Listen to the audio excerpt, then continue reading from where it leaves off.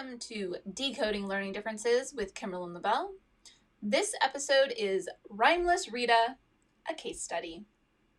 In this episode, you are going to get to know Rita, a pseudonym. And it's a child, so I've seen other ones like this. This is one of the first ones that I met that was the most severe, where she just could not rhyme. Couldn't rhyme. Couldn't blend, couldn't segment in kindergarten. And all the practice in the world didn't seem to be working for years. This is a major dyslexia alert. Now, this was many, many years ago, and at the time, dyslexia was not identified by the schools. It was only seen medically, and we had limited understanding of it. Like, I was really not taught much at all about dyslexia when I was learning how to be a special education teacher. It was like, oh yeah, that's this thing. Like very, very little instruction at all, which might be shocking, but it's true. Basically everything I know about dyslexia is because I wanted to know, and I've researched it, and I've done extensive research on it, but it's not something that was very common. So although I'm saying Rita was dyslexic or had a dyslexia profile, there was no diagnosis because it wasn't available at the time in the schools, and the parents had never sought that out in the medical setting.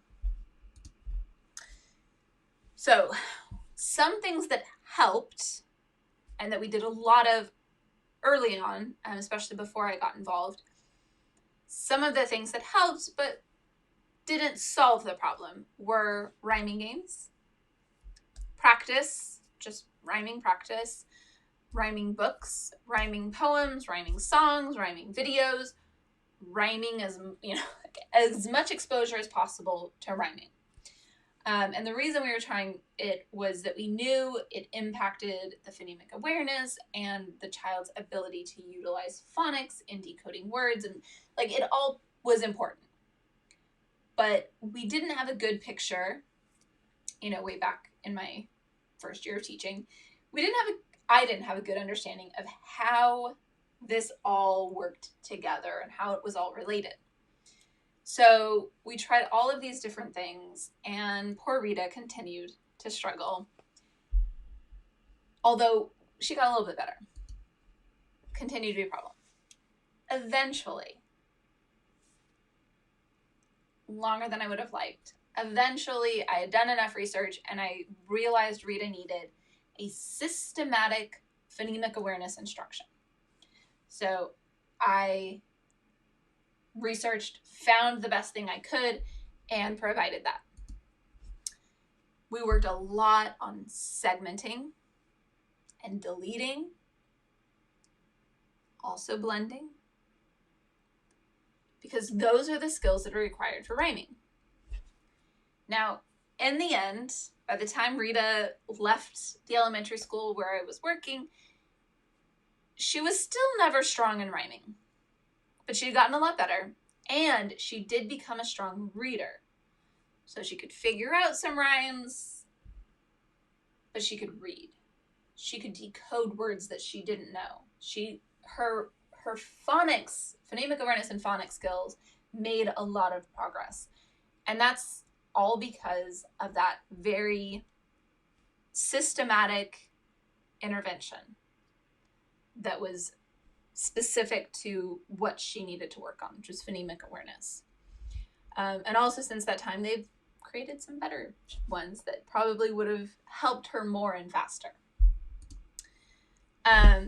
So be sure to listen to the episode on phonemic awareness and dyslexia that I did last month. And coming up later this month is one on phonics that will also be beneficial to listen to and learn some more about how dyslexia is impacting phonemic awareness and phonics and what we can do about it and how we can help support our kids. And I get really specific into those strategies. So I'm not going to go into it today because I just went into it last month in phonemic awareness. So listen back to that. Go to the website so you can get those notes on exactly what to do and how to do it. Takeaway for today is that rhyming is not easy, and it's not automatic for some kids. Some kids need systematic interventions in order to develop that skill. If you want to learn more about how to teach your own child with dyslexia or with any other learning disabilities, I coach parents, I consult with parents, I also offer like kind of a hybrid tutoring where I'm tutoring your child online, but for a short period of time with the goal of teaching you how to do it yourself and to start building that momentum with your child so that they're ready for you to take over, which the goal in the end is to save you a lot of time, money, and to build your relationship with your child. So if you want to learn more about that and to know my availability and if I have any spots open for that, email me, Kimberlyn@decodinglearningdifferences.com. I look forward to hearing from you.